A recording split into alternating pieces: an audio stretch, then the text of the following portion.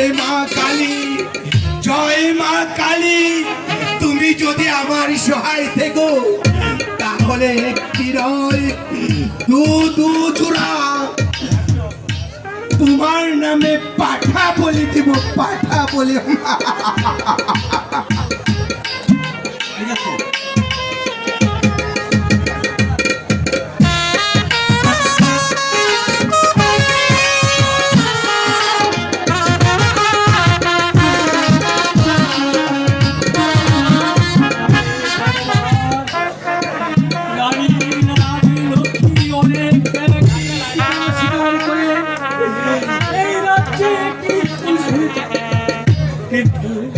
কিন্তু দুঃখের বিষয় আজও পর্যন্ত একটি ছাত্র এই স্কুলে ভর্তি হলো না। ভগবান তুমি এই সহায় হয়, ভগবান তুমি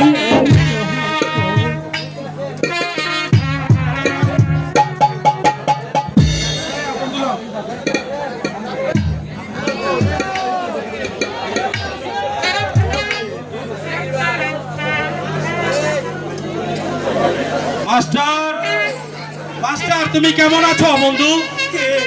কে আমাকে বন্ধু বলে ডাকলো? বন্ধু মীর কাসেম। পরে তুমি কোথা থেকে এসেছো বন্ধু? আমি যে রাজ্যের প্রতিটি কোনায় কোনায় তোমাকে অনেক খুঁজেছি বন্ধু। আমি কোথায় তোমায় খুঁজে পাইনি বন্ধু। এতদিন তুমি কোথায় ছিলে বন্ধু? বন্ধু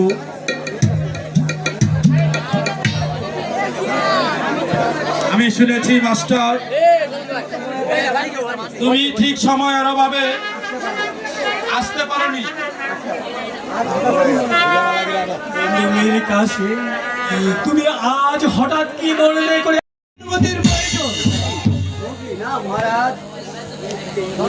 না মহারাজ, এই কিছুতেই করবেন না মহারাজ।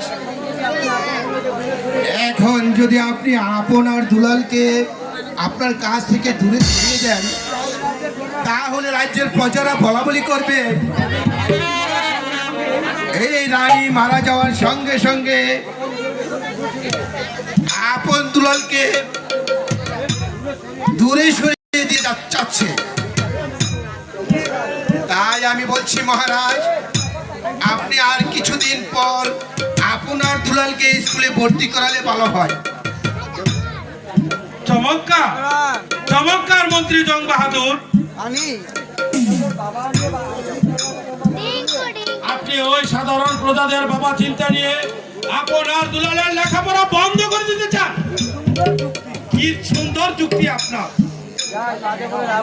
যাক, আদে বলে লাভ নেই। বলুন মহারাজ, আমি আপনার অভয় পেলে আপনার দুলালকে আমার বাল্যকালের বন্ধু ওই মাস্টার মহাশয় নিকট দিয়ে আসতে চাই। আমি চাই যেন সে লেখাপড়া শিক্ষা শিক্ষিত হয়ে মানুষের মতো মানুষ করে